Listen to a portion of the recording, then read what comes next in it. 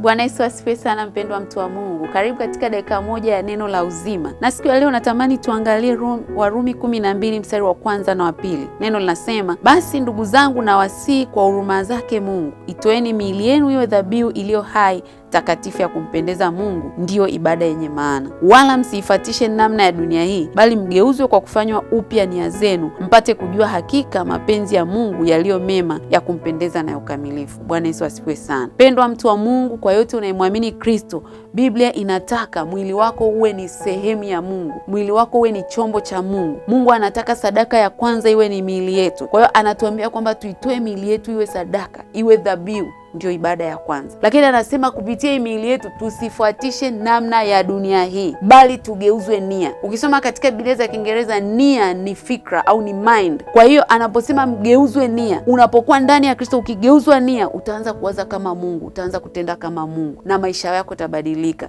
Na yakibadilika maisha yako, Mungu atatukuzwa kupitia wewe, na wewe mwenyewe utanufaika. Mungu akubariki sana, uwe na wakati mwema. Amen.